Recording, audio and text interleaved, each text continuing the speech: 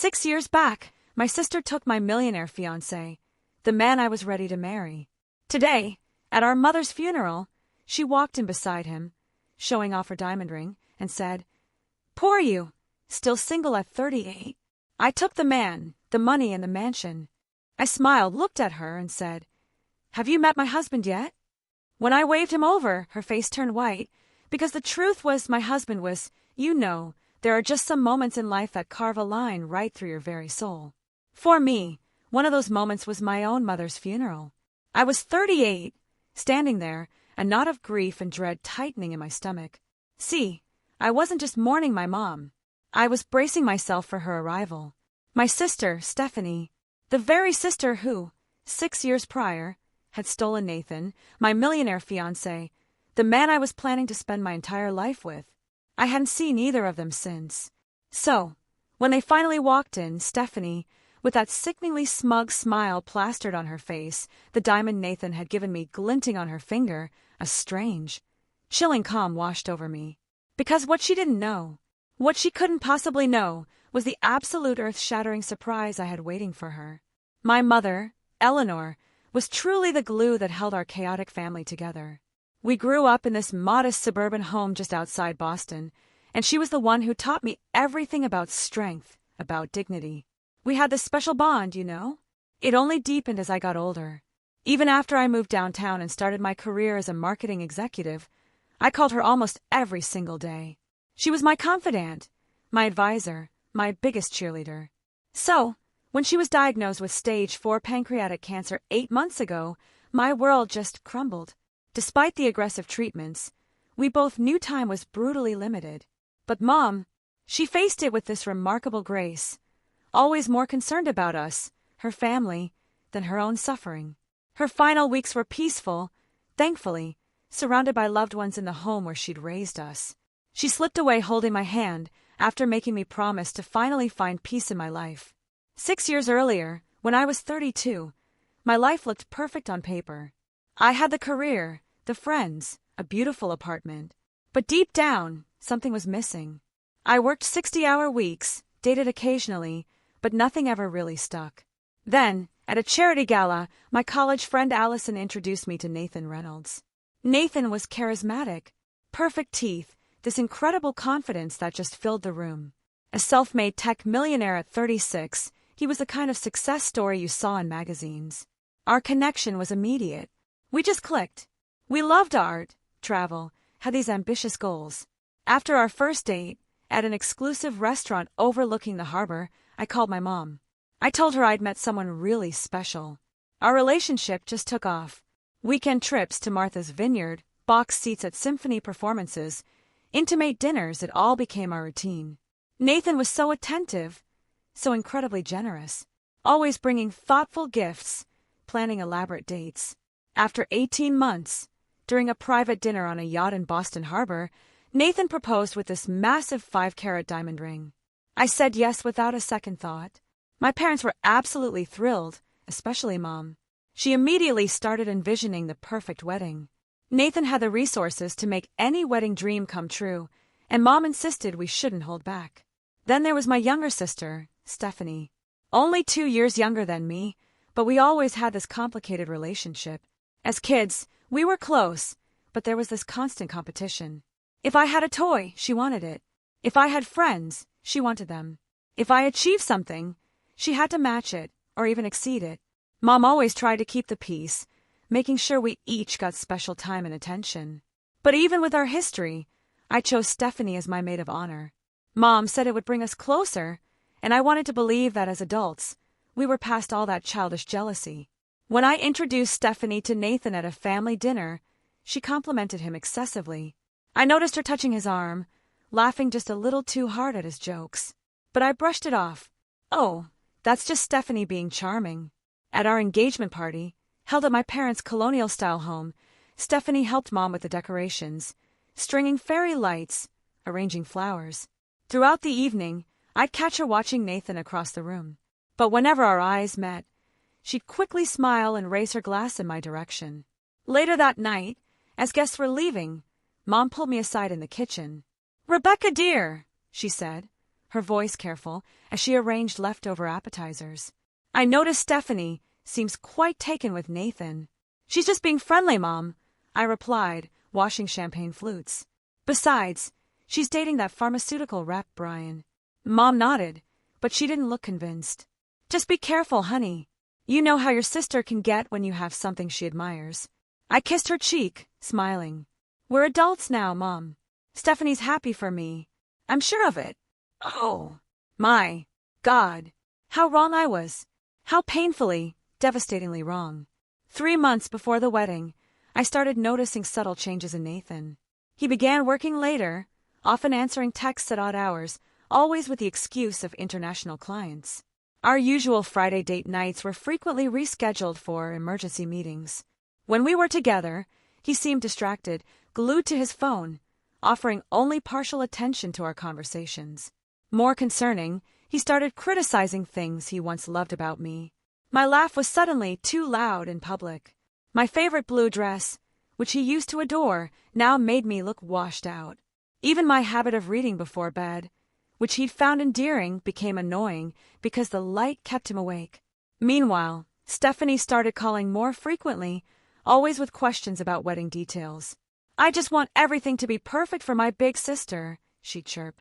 Though Mom was handling most of the planning, Stephanie volunteered to help with vendor meetings I couldn't attend due to work. One Thursday evening, Nathan and I had dinner at an upscale Italian restaurant downtown. He barely made eye contact. He responded to my stories about work with one-word answers. When his phone buzzed for the 5th time, I finally reached my limit. Is there something more important happening elsewhere?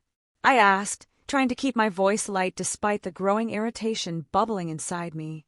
Sorry, just work stuff, he mumbled, putting his phone face down. You know how it is before a product launch. Later that week, doing laundry, I noticed an unfamiliar perfume on Nathan's collar. It was floral and heavy, nothing like the subtle scent I wore. When I confronted him, Nathan explained he'd been in meetings all day with a potential investor, a Rebecca Mills, who apparently wore overpowering perfume and had hugged him goodbye. The explanation seemed plausible. I wanted to believe him. I called my friend Allison, expressing my concerns over coffee the next morning. Every relationship gets jittery before the wedding, Allison reassured me, stirring her latte. Parker and I fought constantly the month before our wedding, and now we've been married 5 years. But the gnawing knot in my stomach wouldn't dissolve. Mom noticed my anxiety during our weekly lunch. You seem distracted, sweetheart, she said, reaching across the table to touch my hand. Wedding stress, or something else. I forced a smile. Just busy with the final arrangements. Everything's fine. But everything wasn't fine. I started making more effort, thinking maybe I'd been taking Nathan for granted. I booked a spa day, bought new lingerie, tried cooking his favorite meals. The more I tried, the more distant he became. Then came the cake tasting appointment. Nathan had been looking forward to it for weeks. That morning, he called, claiming an unexpected meeting with investors. Stephanie can go with you, he suggested. She knows my preferences anyway. When I hung up, I felt sick. How did my sister know my fiancé's cake preferences better than I did? Still, I accepted her offer to join me. The next day, cleaning Nathan's car before a dinner party, I found an earring, wedged between the passenger seat and the center console. A dangling silver earring with a tiny sapphire. I immediately recognized it. It was Stephanie's. My sister had worn those exact earrings to my engagement party, a gift from our grandmother. When I showed Nathan the earring that evening, his face remained perfectly composed. Oh, he said smoothly. Your sister must have dropped it when I gave her a ride to the florist last week. She mentioned losing an earring. You never told me you drove Stephanie to the florist, I said, my voice barely above a whisper. Didn't I? It must have slipped my mind. It wasn't important. When I called Stephanie, her explanation matched his perfectly. Too perfectly. Oh, thank goodness. I've been looking everywhere for that earring. Nathan was kind enough to drive me, since my car was in the shop.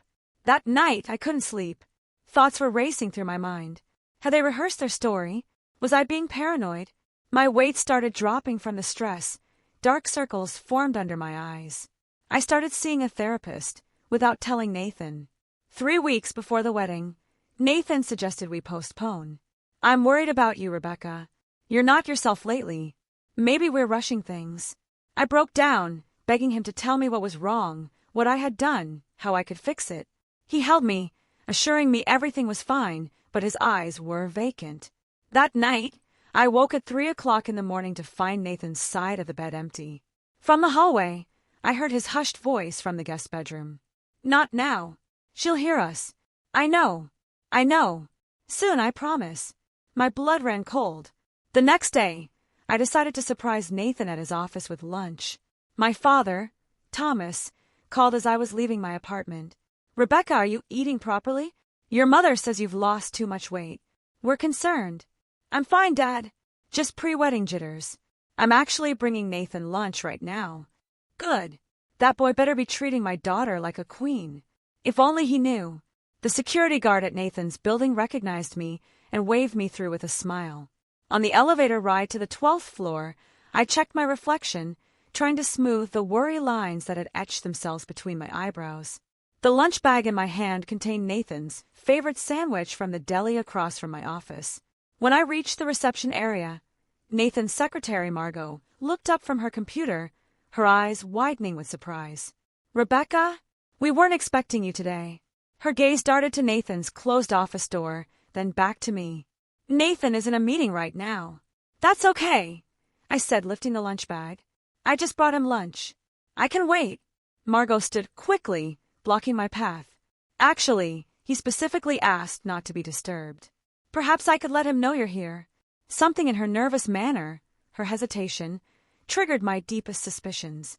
Is he alone in there, Margot? Her hesitation told me everything. Before she could respond, I walked past her and pushed open Nathan's office door. The scene burned itself into my memory forever.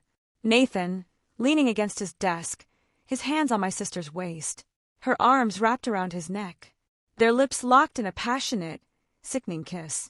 Neither of them noticed me at first, giving me several excruciating seconds to absorb every detail. Stephanie's skirt pushed up, Nathan's tie loosened, the familiarity in their embrace that spoke of countless similar moments. When the door clicked shut behind me, they sprang apart, three faces frozen in a tableau of absolute shock. Rebecca! Nathan recovered first, straightening his tie. This isn't what it looks like. Stephanie didn't even attempt such a transparent lie. Instead, she lifted her chin defiantly. We didn't plan this. It just happened.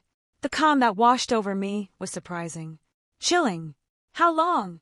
My voice remained steady. Nathan glanced at Stephanie, then back to me. Rebecca, let's discuss this privately. How long?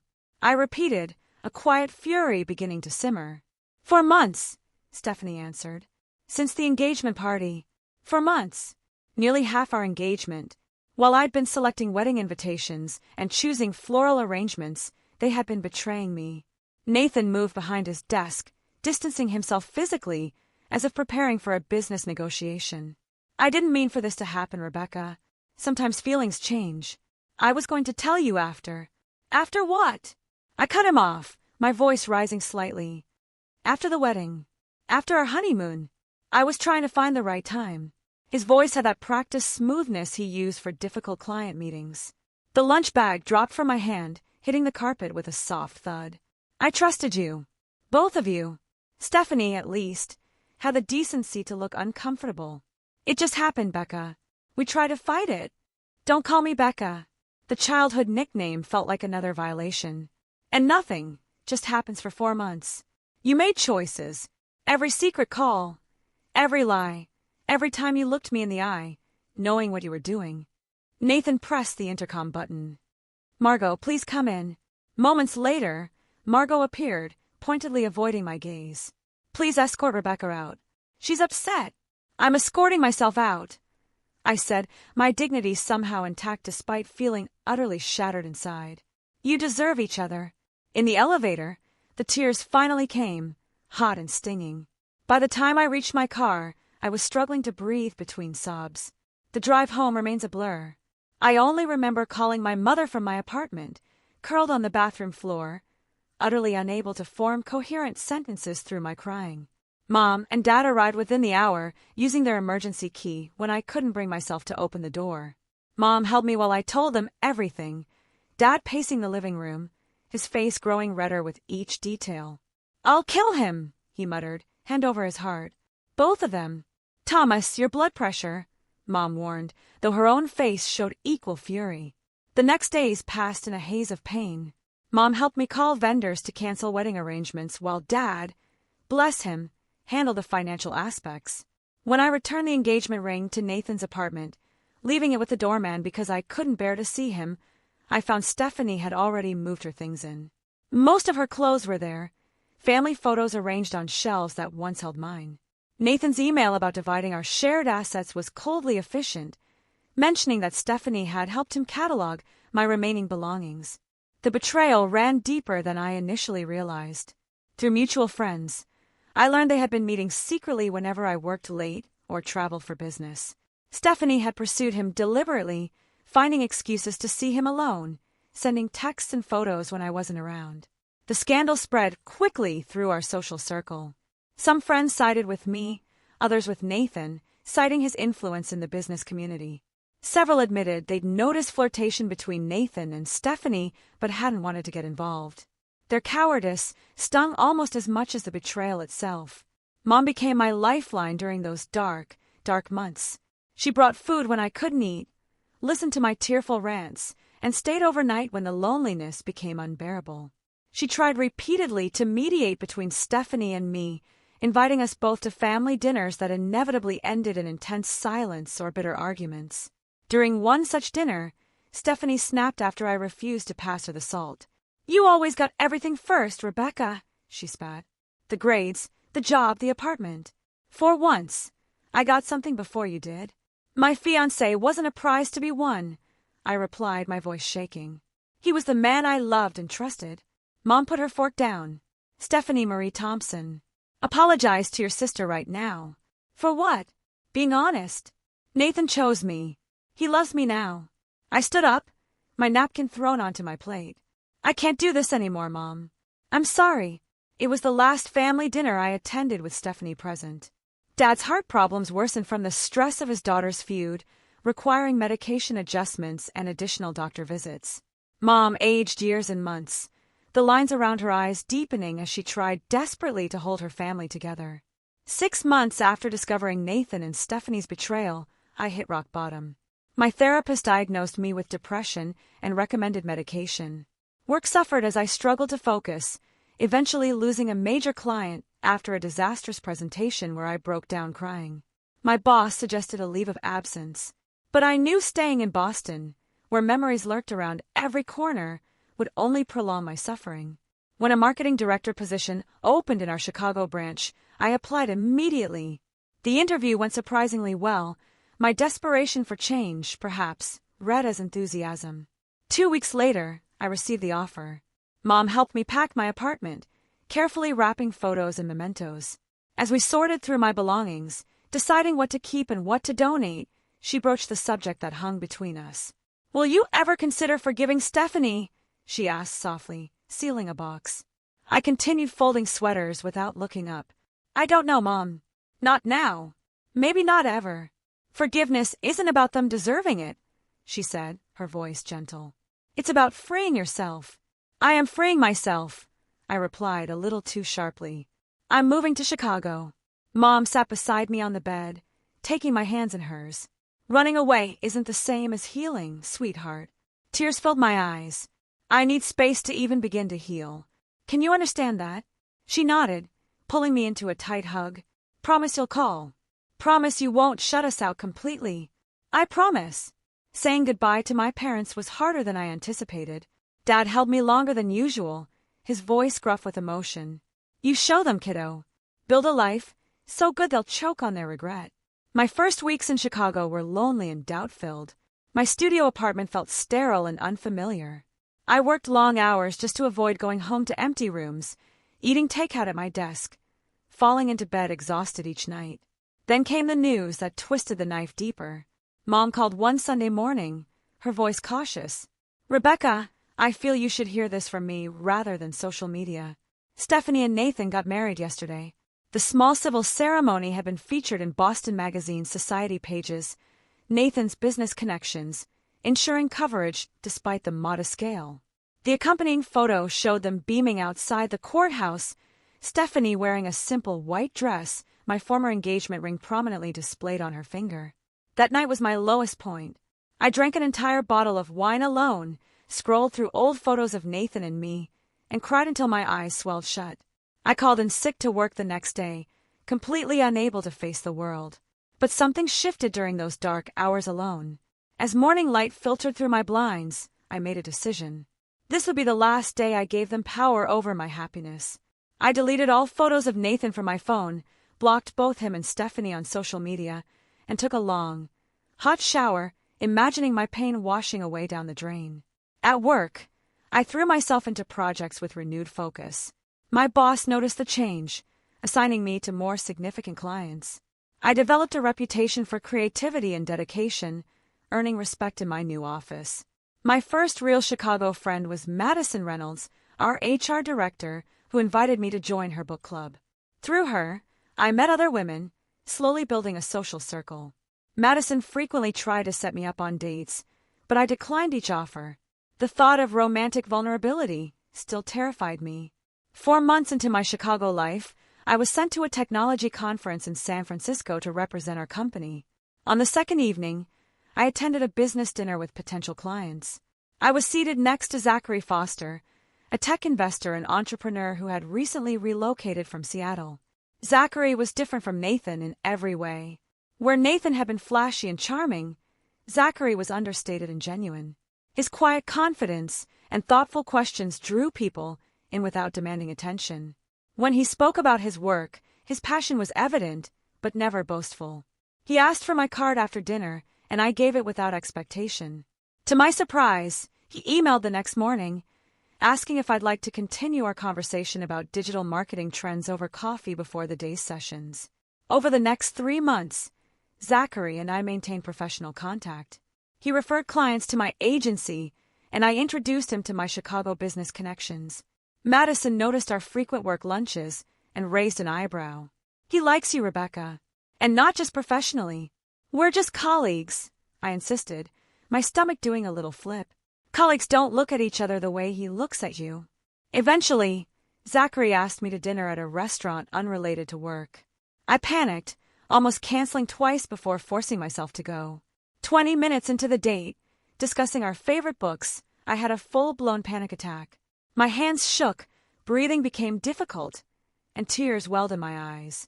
Instead of being embarrassed or annoyed, Zachary moved to sit beside me, speaking calmly until my breathing normalized. He drove me home without pressure or questions. The next day, flowers arrived at my office with a note. "No pressure, no expectations. Just hoping you're feeling better. Zachary." That evening, I called him and shared everything about Nathan and Stephanie. He listened without interruption, then shared his own story of heartbreak from his past, a marriage that ended when his wife left him for his business partner, taking half their joint company in the divorce. "Broken trust leaves scars," he said gently. "Anyone worth your time will understand that healing isn't linear." Over the following months, we built a foundation of friendship first. Zachary never pushed for more than I could give, respecting my boundaries while remaining steadfastly present. For our 5th date, he cooked dinner at his apartment instead of taking me to a crowded restaurant that might trigger my anxiety. When panic occasionally resurfaced, he knew exactly how to help me through it. For the first time since Nathan, I began to believe that maybe, just maybe, trust was possible again. 1 year after moving to Chicago, I barely recognized my life. My promotion to senior marketing director came with a corner office overlooking the river. My circle of friends had expanded beyond Madison to include several close confidants. And most surprisingly, I had fallen deeply, utterly in love with Zachary. Unlike Nathan's flashy courtship, Zachary's love manifested in consistent, thoughtful ways. He remembered small details, like how I preferred oat milk in my coffee or which true crime podcasts I followed. He respected my independence while offering unwavering support. Most importantly, he never compared me to anyone else or tried to change me. I met Zachary's sister, Caroline, during her visit from Portland. We connected immediately, exchanging numbers and developing our own friendship independent of Zachary. She told me stories of her childhood in Seattle, painting a picture of the boy who became the man I was growing to love. My relationship with my parents continued from a distance. I called Mom weekly, carefully steering conversations away from Stephanie. Dad occasionally joined these calls, his gruff voice softening when telling me how proud he was of my fresh start. I visited twice that year, timing my trips when I knew Stephanie and Nathan would be away. Mom provided occasional updates about them. Their marriage appeared perfect on social media, Stephanie posting photos of luxury vacations and charity galas. According to Mom, they had purchased a large house in Beacon Hill and were renovating extensively. Stephanie asks about you sometimes, Mom mentioned during one call. What do you tell her? I asked, stirring pasta sauce on my stove. That you're doing well. That you're building a new life. Does she ever express regret? Mom sighed, that particular sigh of hers. She gets quiet when your name comes up. My therapy continued in Chicago, my new therapist helping me process the betrayal and build healthier relationship patterns. I learned to recognize my triggers and communicate boundaries effectively. Slowly, the nightmares about Nathan and Stephanie faded. In June, Zachary surprised me with a weekend trip to Michigan's wine country. We stayed at a charming bed and breakfast surrounded by vineyards, spent afternoons wine tasting, and evenings watching the sunset over Lake Michigan. For the first time in years, I felt completely present and happy, without the shadow of past betrayal hanging over me. On our last evening, walking through a garden filled with early summer blooms at the Chicago Botanic Garden, Zachary stopped beneath a trellis covered in climbing roses. "Rebecca," he said, taking both my hands in his, "this past year, knowing you has been the greatest gift of my life." When he knelt, producing a ring box from his pocket, panic flashed briefly. Images of Nathan's proposal threatened to overshadow this moment, but looking into Zachary's eyes, I saw only sincerity and love. "I'm not asking for an answer today," he said, seeming to read my hesitation.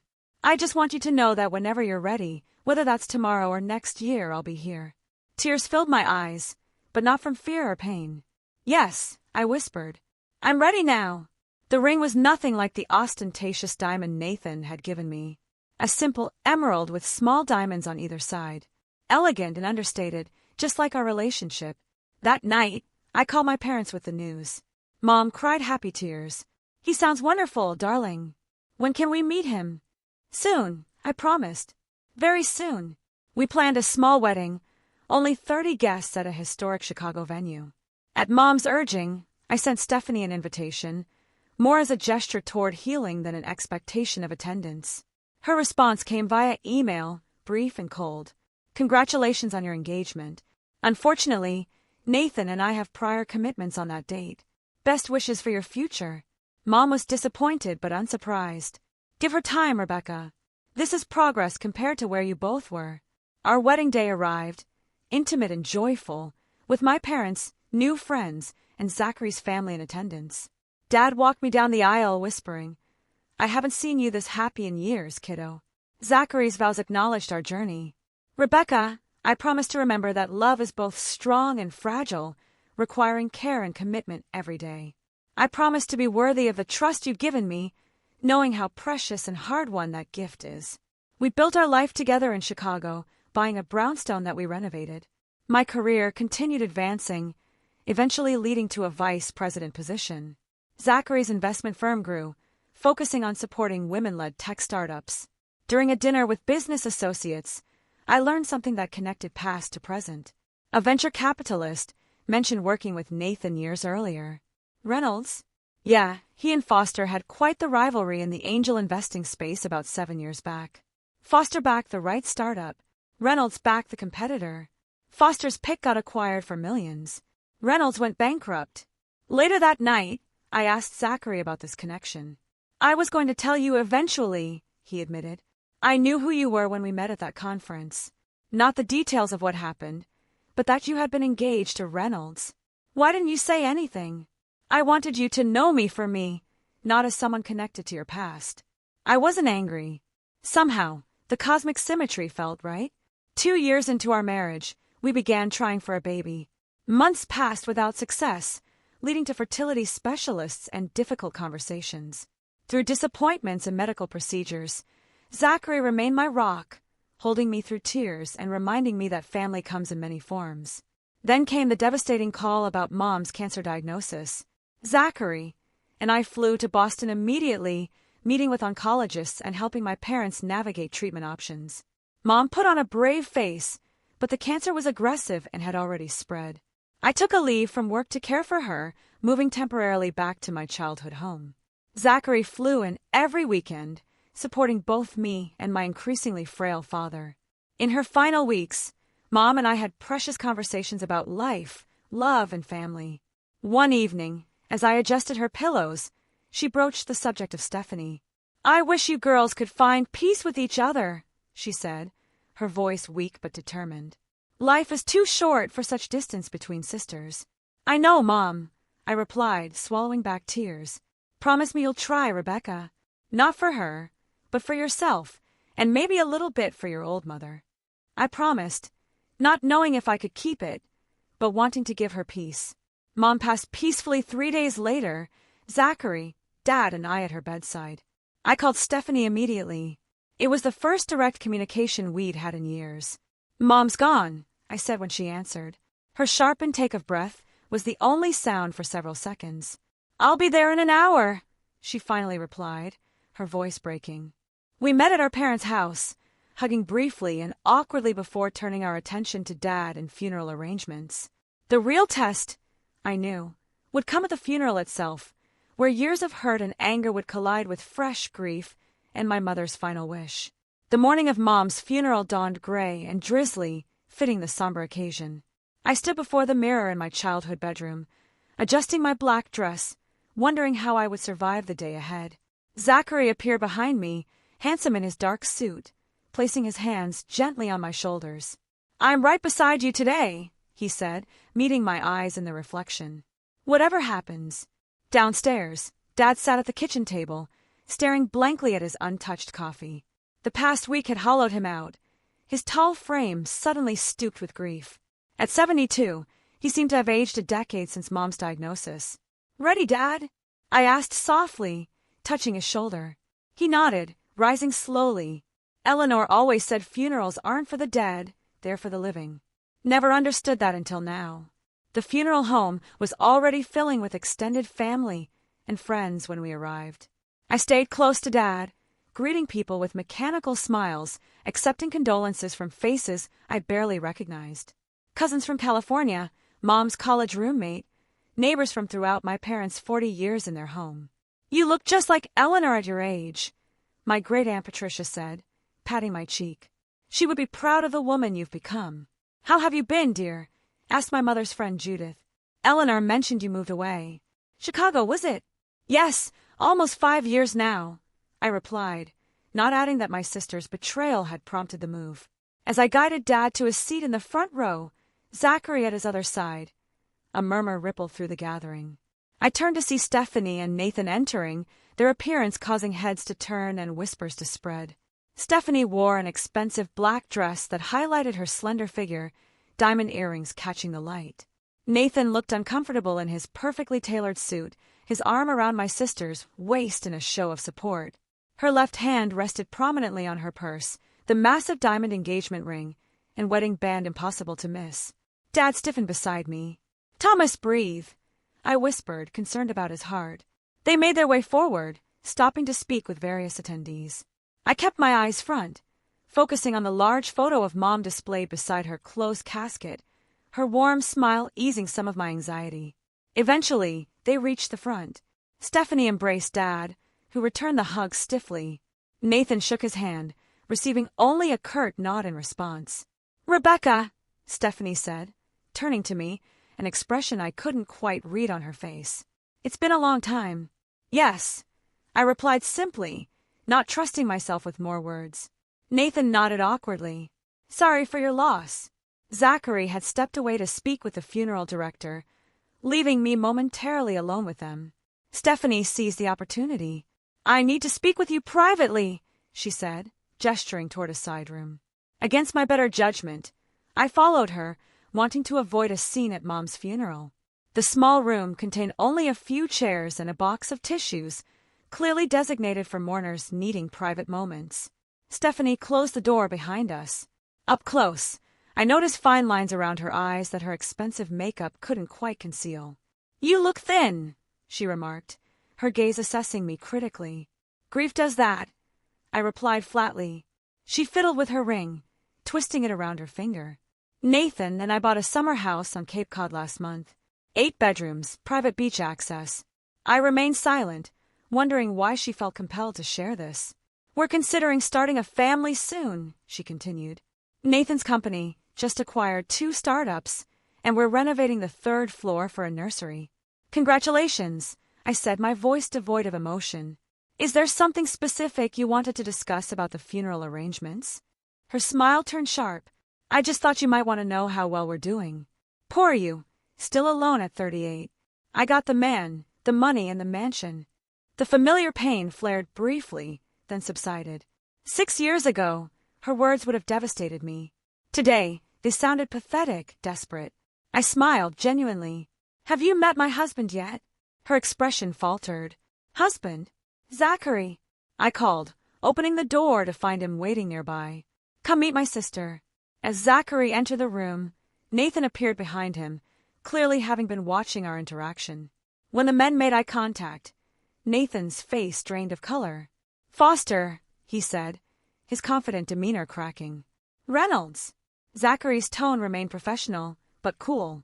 "It's been what, 7 years?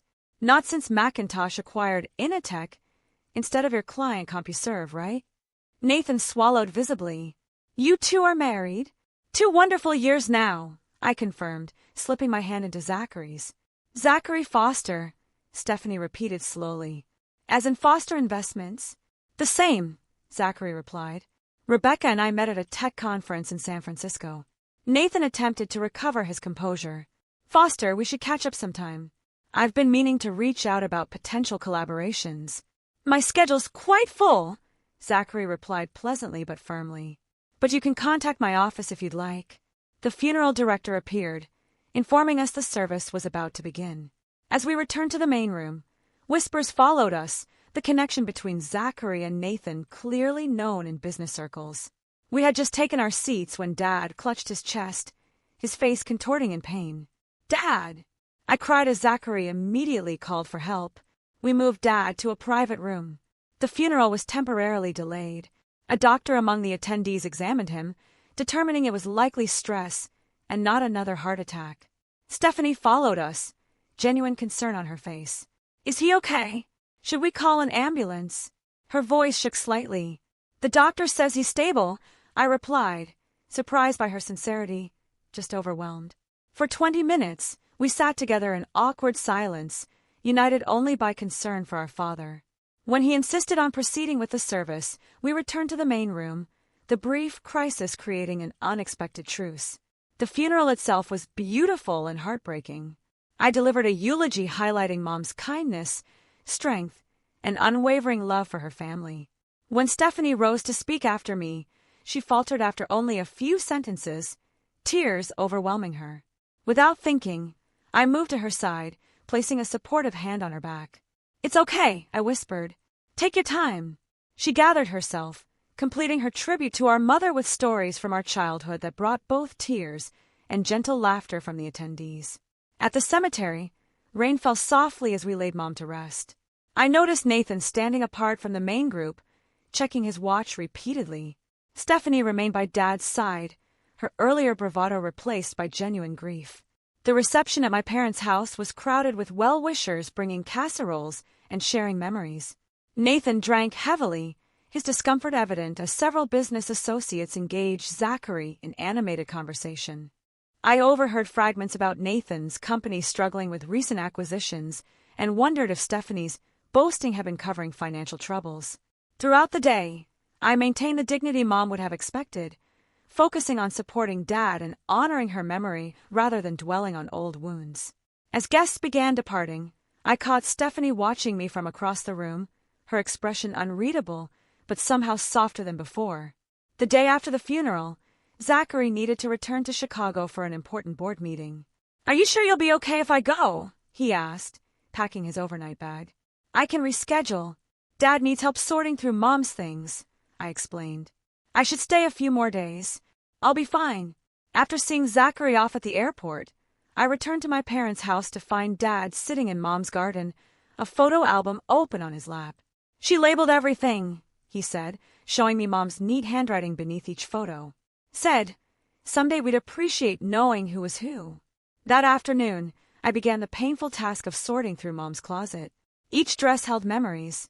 The blue one from my college graduation, the floral print she wore to Sunday brunches, the elegant gray she'd chosen for my engagement party. I found myself talking to her as I worked, telling her about my life in Chicago, my work, my happiness with Zachary. In her bedside drawer, I discovered a journal bound in soft leather. Inside, Mom had written periodic entries over the past decade. Many mentioned her daughters, her hopes for our reconciliation, her sadness at the rift between us. The final entry, dated just 2 weeks before her death, read, "My greatest regret is leaving with my girls still estranged. Eleanor always fixed things, but I couldn't fix this. I pray they find their way back to each other somehow." The doorbell rang as I wiped away tears. Through the front window, I saw Stephanie standing alone on the porch. No sign of Nathan's car in the driveway. Dad had gone to his brother's house for dinner, leaving me to face my sister alone.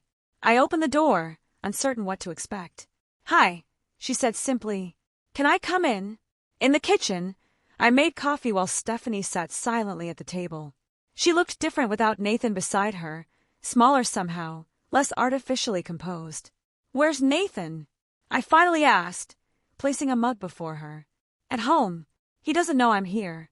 She wrapped her hands around the mug, but didn't drink. The silence stretched between us. Years of unspoken words, creating an almost physical barrier. "I'm sorry about yesterday," she finally said. "What I said in that room at the funeral home, it was cruel and completely inappropriate." I nodded, acknowledging her apology without immediately accepting it. "I saw Mom's journal," she continued. "Dad showed it to me last night. Her last wish was for us to reconcile." "I found it too," I replied. "But reconciliation requires more than just proximity, Stephanie. It needs honesty." She looked up, tears filling her eyes. "You want honesty? Here's honesty. I'm miserable, Rebecca. Have been almost since the beginning." The dam broke then, words pouring out between sobs. Nathan had changed shortly after their wedding, becoming controlling and critical. His business had been struggling for years, each new acquisition an attempt to save a sinking ship. The houses, the cars, the vacations, they were all leveraged on mounting debt. Their marriage was a carefully constructed facade, maintained for business connections and social standing. "He monitors my spending, checks my phone, questions my every movement," she admitted. "The Nathan you knew doesn't exist anymore." "Maybe he never did." "Why stay?" I asked, a mix of disbelief and pity washing over me. "Shame," she answered immediately. "How could I admit what I'd done to you? Destroyed our family for something that turned out to be a mirage. And then there's the prenup.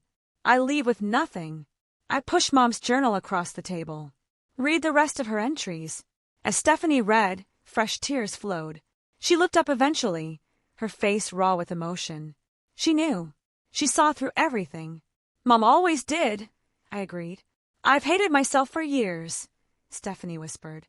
"Every time Mom mentioned you, every accomplishment of yours she proudly shared, I felt the weight of what I'd done. I'm planning to leave him, Rebecca. I've been secretly consulting a lawyer. My feelings were complicated. Vindication, yes, but mixed with an unexpected compassion. The sister who had caused me such pain was suffering consequences I wouldn't have wished on anyone. I don't expect forgiveness," she continued. "I don't deserve it, but I needed you to know the truth before I blow up my life again." We spent the next hours looking through Mom's belongings together, sharing memories both painful and precious. Stephanie recalled Mom teaching us to bake cookies, how she never mixed the separate batches because I liked chocolate chip and Stephanie preferred sugar cookies. "Remember how she used to leave notes in our lunchboxes?" Stephanie asked, smiling through tears. "Different messages every day." I nodded. She never repeated one. We weren't instantly healed, the wounds too deep for immediate closure. But as the evening fell, something had shifted between us. Mom's love had created a fragile bridge across years of hurt. "What will you do?" I asked, as Stephanie prepared to leave. File for divorce when my lawyer says the timing is right. Rent a small apartment. Start over. She paused at the door. What about you? Will you go back to Chicago? Yes, I replied. My life is there now. With Zachary. You seem happy, she said, a statement rather than a question. I am truly happy. I'm glad. One of us should be. We hugged briefly, awkwardly, before she left.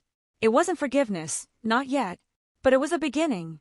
Back in Chicago, I settled into life with Zachary, our brownstone, and my rewarding career. 6 months after Mom's funeral, after years of trying, I discovered I was pregnant. The joy was tempered with sadness that Mom wouldn't meet her grandchild, but I felt her presence in quiet moments. Stephanie and I maintained cautious contact through occasional phone calls.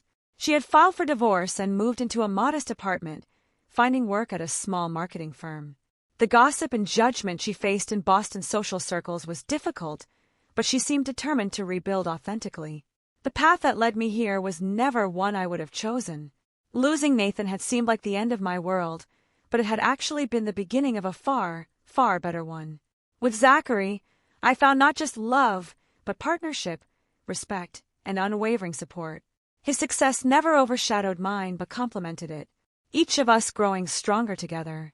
Mom had been right about forgiveness being for ourselves rather than others.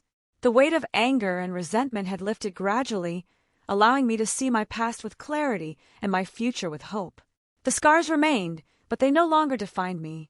As I sat in our nursery, Zachary painting the walls a soft green, I thought about the lessons I would someday share with our child. How loss can lead to finding.